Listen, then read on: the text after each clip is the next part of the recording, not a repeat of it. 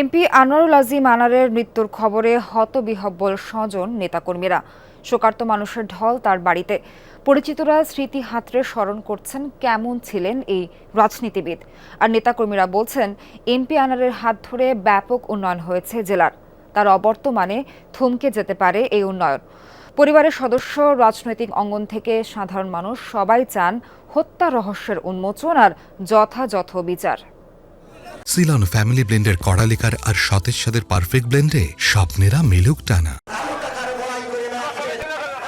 নেতাকর্মীদের কাছে এতটাই দীপ্ত ছিলেন ঝিনাইদহ 4 আসনের সংসদ সদস্য আনোয়ারুল আজিম আনার। দীর্ঘদিনের চেনা সে নেতার এমন অস্বাভাবিক মৃত্যুর খবর শুনবেন এমনটা কখনোই ভাবেননি কর্মী সমর্থকরা। ভারতের কলকাতায় মরদেহ উদ্ধার করা হয় এমপি আনোয়ারুল আজিম আনারের। তার মৃত্যুর আকস্মিক খবরে একে একে জড়ো হতে থাকে শোকার্ত জনতা। স্মৃতিকাতরতায় স্মরণ করেন জীবদ্দশায় কেমন ছিলেন এই জনপ্রতিনিধি। আমরা কখনোই আশা করিনি বা কখনো আমাদের মাথায় আসেনি যে তাকে এভাবে নৃশংসভাবে কেউ হত্যা করতে পারে, কারণ তিনি আমাদের কালীগঞ্জবাসীর প্রাণের মানুষ ছিলেন। রাতদিন 24 ঘন্টা যে লোকটা মানুষের নিয়ে ভাবেন আমরা সেই মানুষটা এইভাবে জীবন দিতে। ফুটবল, ক্রিকেট, পরবর্তী ক্রিকেট খেলতেন। মূলত খেলোয়াড় থেকে তিনি রাজনীতিতে আসেন। খুব নিবিড়ভাবে মিশতেন আর কি। প্রত্যন্ত অঞ্চলের লোকজন বলেন আর স্থানীয় লোকজন বলেন আর দূরের কোনো লোকজনের সাথে থাকেন। প্রায় 12 বছর ধরে এমপির দায়িত্ব পালন করে আসছিলেন আনার। তার হাত ধরেই ব্যাপক অবকাঠামোগত উন্নয়ন হয়েছে এলাকার। নেতাকর্মীদের মতে তার অবর্তমানে অনেকটাই থমকে যাবে এই কার্যক্রম। এখানে চেয়ারম্যান হওয়ার পরে ওনার মতন মানুষ তো আমরা এখানে দেখিনি। একটা ভালো অভিভাবক হারিয়ে ফেলেছি, আজ আমরা ভাষা হারিয়ে ফেলেছি। কালীগঞ্জের উন্নয়নের রূপকারী ছিল তিনি। আমরা একজন অভিভাবককে হারালাম। উন্নয়নের কাছে যে ব্রিজটা দেখছেন, একটা ব্রিজ আছে, কঠিন একটা ব্রিজ করেছে কালীগঞ্জে। এত সুন্দর ব্রিজ কল্পনা করা যায় না। উন্নয়নমূলক কাজ যেখানে যেখানে যা দরকার সবকিছু রাস্তাঘাট শিখবে। হতবিহ্বল জেলার রাজনৈতিক অঙ্গন। এই ঘটনার নেপথ্যে কারা তা দ্রুত উদ্ঘাটনের দাবি তাদের। পিছনে যারা জড়িত তাদের আমরা দৃষ্টান্তমূলক শাস্তি দাবি করছি। এই হত্যার পিছনে কারা জড়িত আছে তাদেরকে খুঁজে বের করে সর্বোচ্চ শাস্তি আমরা দাবি করছি।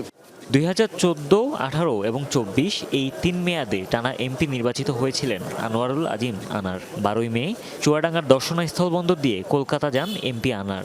22 মে কলকাতার নিউ টাউনের একটি অ্যাপার্টমেন্ট থেকে উদ্ধার হয় তার মরদেহ। হুমায়ুন রশিদ, যমুনা নিউজ। এ বিষয়ে আরও জানাতে একটু ঝিনাইদহ যেতে চাই। সরাসরি সেখান থেকে যোগ দিচ্ছেন সহকর্মী আহমেদ নাসিম আনসারি। নাসিম, হত্যার বিষয়ে তো বেশ কিছু চাঞ্চল্যকর তথ্য আমাদের সামনে এসেছে। এ বিষয়ে ঝিনাইদহবাসীর প্রতিক্রিয়া আসলে কি, তারা কি বলছেন?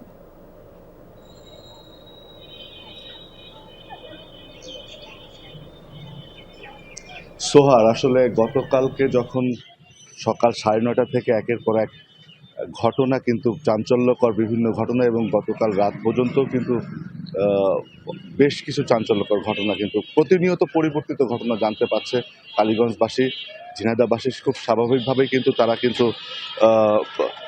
মানে একে তো শোকে বিহ্বল, এবং যখন নতুন নতুন ঘটনা তাদের সামনে আসতে শুরু করছে তখন তারা কিন্তু অনেকটা দ্বিধার ভিতরে, অনেকটা রহস্যের ভিতরে কিন্তু পড়ে গেছে যে আসলে কি হচ্ছে। একবার লাশ পাওয়া যাচ্ছে জানছে তারা, একবার বলছে যে লাশ পাওয়া যায়নি, মরদেহর মানে সাংসদের তার কাপড় চোপড় পাওয়া গেছে, রক্তমাখা বিভিন্ন জিনিসপত্র পাওয়া গেছে। সবকিছু মিলে কিন্তু এখানকার মানুষের অত্যন্ত জনপ্রিয় নেতা হওয়ার কারণে কিন্তু তিনি কিন্তু তার যে সহকর্মীরা, সহযোদ্ধারা, তার স্বজনরা যারা এখানে উপস্থিত আছেন আর কি, তার বিভিন্ন আত্মীয় স্বজনরা, তারা কিন্তু অনেকটা দ্বিধার ভিতরে পড়েছেন যে আসলে কি হচ্ছে।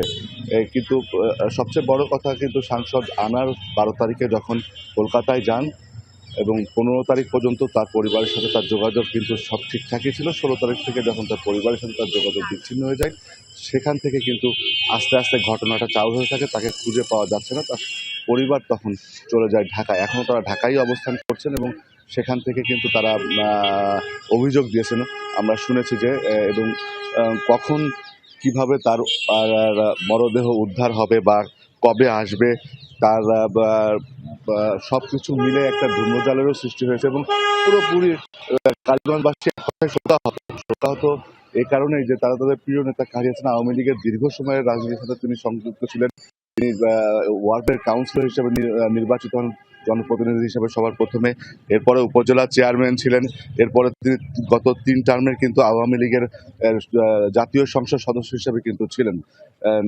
সব মিলে কালীগঞ্জবাসীর কিন্তু একটা দাবি আছে যে এর সুষ্ঠু তদন্ত হোক, অতি দ্রুত সম্ভব তারা বিস্তারিত সেই সব যারা খুনিরা আছে তার পেছনে নেপথ্যের কারিগররা তারা যেন দ্রুত দৃষ্টান্তমূলক শাস্তি পায়, এসবই তারা দাবি করেছেন। সোহার। নাসিম, আপনাকে ধন্যবাদ ঝিনাইদহ থেকে সবশেষ তথ্য জানানোর জন্য।